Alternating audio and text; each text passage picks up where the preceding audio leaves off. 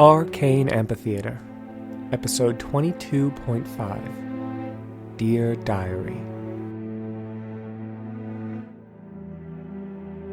Dear Diary, or at least that's what I would write if I had it, but my diary is likely hundreds of feet in the air somewhere, floating in my old room. Instead, I constructed a small device in my helmet that lets me record my thoughts, kind of like the cantrip message, only I can't send it to anyone, and it's played through little mini arcane speakers in my helmet that are currently gunked up by my earwax. Small reminder for myself to clean those out. I feel the need to recount all that's happened, to make sure it's all real. I never imagined I would allow myself to travel with such eccentric company. Then again, I also never thought I'd find the strength to kill my siblings. But here I am, both situations undeniably true.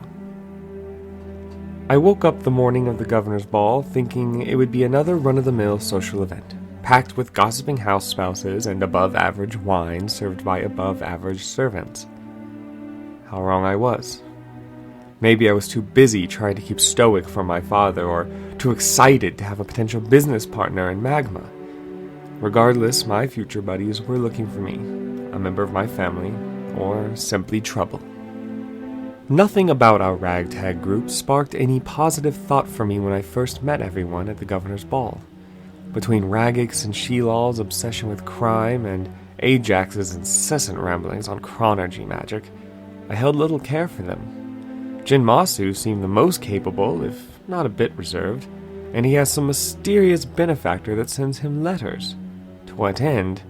I don't know. I used to pity Sheelal when I first met him. He was so pitiful and ugly. You couldn't help but feel sorry for him. Now I pity him less because he is a brutal killer, but still a bit, because the poor guy has no idea where he came from, just that some egghead built him.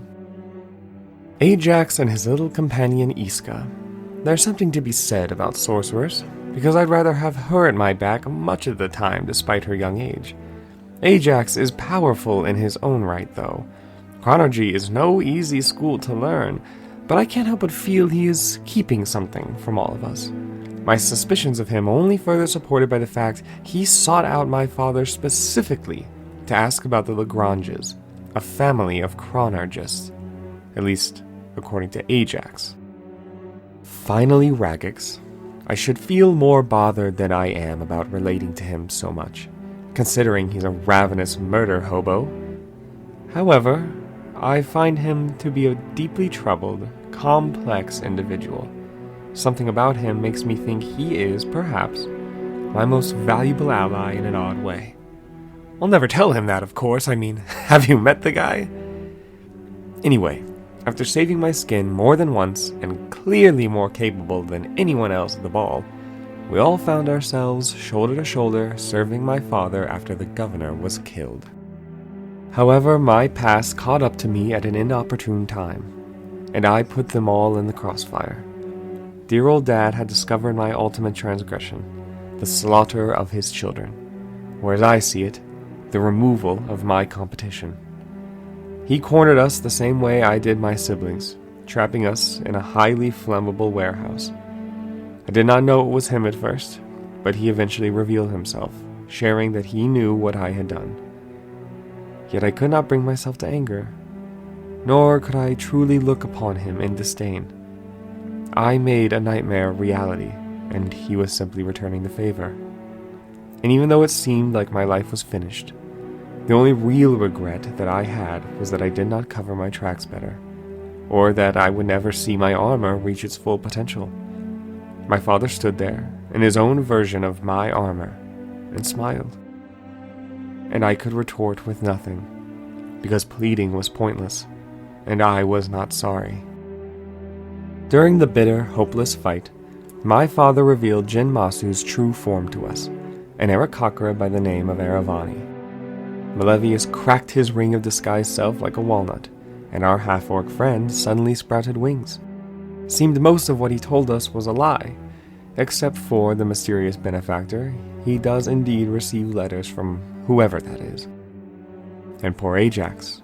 Malevius told him that the LaGrange family were graviturgists and hated chronurgy. I never thought someone would get so torn up over a family of wizards hating a school of magic, but there was Ajax, who looked like his whole life was upended by the news. My new friends pulled through, though. However, I fear it was only because of Malevius. I know he had the power to stop us. His mercy is certainly not lost on me, however, not when the blood of his children lingered on my hands. Now that fate had wove us together, our scrupulous team of miscreants made our escape from Raydell, which was soon to become an aerial fortress the likes of which had never been seen before. It seemed attacking me was only the beginning of his grand plan to raise Raydell into the sky and spread his power to all he can reach. After talking our way past some old schoolmates of mine, we found ourselves in Sheelal's hideout, which was about as well kept as Sheelal himself. From there we ventured through Raydell's sewers, not a place I ever imagined I'd end up, but never say never, I suppose. We encountered the Ice Vipers, a gang so lowly and pathetic. You almost feel bad for them. Almost. We killed their leader, Frosthead, while his companions turned tail. Here's hoping a floating sewer is better than an underground one. But we kept on until we escaped, soiled from head to toe in excrement and blood. We were birthed from our pasts and spit out into the dunes of the Dominion. Our first night was the roughest, for me anyway. I couldn't sleep. Found myself staring into the stars, clutching my armor for dear life, afraid someone would snatch it from me in the night, the last thing I could call my own. I was burdened with consciousness, not because of the events of the past day, but because Ajax had somehow found the right words to keep me going, by trying to sell me on Leviatar, no less. He failed, obviously, but his thoughts on pain, how it makes you stronger, how it can fuel my ambition, it kept my mind stirring for many nights to come. This was certainly not the path I envisioned for myself. I had top marks in my academy, notoriety and wealth, and a retinue of followers posed as my friends. After all, who wouldn't want an Enterivant watching their back? Turns out the answer to that question is no one at all, least of all me. Ask my brothers and sisters. But yet I found myself in the company of debauchery so strange it had to be experienced. And I fit in right alongside them. So well it was insulting.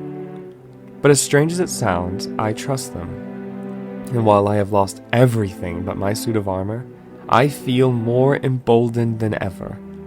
It will take longer, probably, be even more difficult than it would be if I still had a workshop and lab, and it will require an endless stream of gold I no longer have access to. But I know I will achieve my ambitions, and lead this world into a new age of techno-magical advancement. Before any of that can happen, though, we have a brutal desert called the Devil's Dominion to survive. First stop on our desert tour brought us to a familiar location for Ajax, a village he slaughtered in the name of Leviatar. I could have given him endless grief for his actions, but in reality, am I much better? Yes, but the sins we share are not lost on me. It wasn't all sour memories, though. We witnessed near mortal perfection in the illustrious Cortez. Sure, he may have almost killed Ajax, but who can blame beauty attempting to remove blight from the world? Regardless, I'm sure we're all hoping to run into him again. As we settled for the night, we had a grand visitor bless us with his presence, an honest-to-God's sunseer. Leonin visionaries and future readers, mysterious creatures, but noble in their purpose. His name was Khazar. He shared our fire, and in return, he read our fortunes. It was all fun and games until some of the reading hit close to home for some of us. I myself was told my future held vengeance and fire. One can hope. We eventually settle on visiting Ajax's old home, a cave deep in the Dominion. We left him to face his past alone, but turns out we were not his first set of pals. He had friends, people who believed in him and his teachings. They were outcasts, shunned by their collective for their following of Leviatar. they fought to a bitter, tragic end. It wasn't until after we in the present helped slay what remained of Ragax's old tribe that we discovered we succeeded where his past friends failed. With Ragax's old demons defeated, we endeavored to find civilization. Dire need of coin and shelter had us double-timing it to the nearby settlement of Smolderock. I had never visited before myself, but I had always heard of its importance to Enterivant armors, as one of its major suppliers of metal and raw smithing material. On the way, the lightness of my purse finally got to me. So when we saw a Bogo Brothers caravan approaching, I ignored my sensibility and opted to rob the thing. I mean, I was already a wanted fugitive. My lack of a conscience was my downfall, though, because Bogo himself, the richest man in Alteria, happened to be on this one random Bogo wagon in the middle of the Dominion. After wiping the floor with us, and ruthlessly humiliating me, he tasked me with robbing the bank of Smolderock for the amount of 500,000 gold. He tacked on an extra 10,000 when he noticed a thread on his doublet was singed. Apparently, each string was worth that much. With no other choice but to obey him, I agreed, and he let us go. Our robbery a colossal failure. Soon Smolderock was in sight, and an inspiring sight it is. An entire town built around a river of lava, which no doubt aided their blacksmithing pursuits.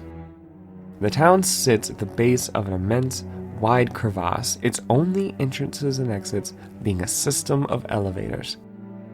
Perhaps finally we can enjoy a reprieve from traipsing about the desert, running from my father, monsters, and whatever else means to do us harm.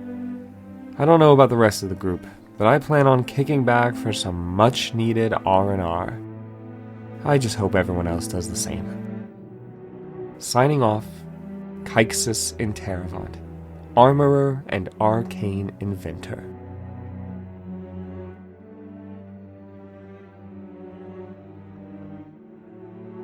Hello all, this is Brennan with Arcane Amphitheatre. From the bottom of our hearts, we thank each and every one of you that stopped by and listened to our story. We hope you enjoyed this recap of our adventure so far, but know that much, much more is on its way. Catch you next Wednesday when we continue with our regularly scheduled episodes. See you then.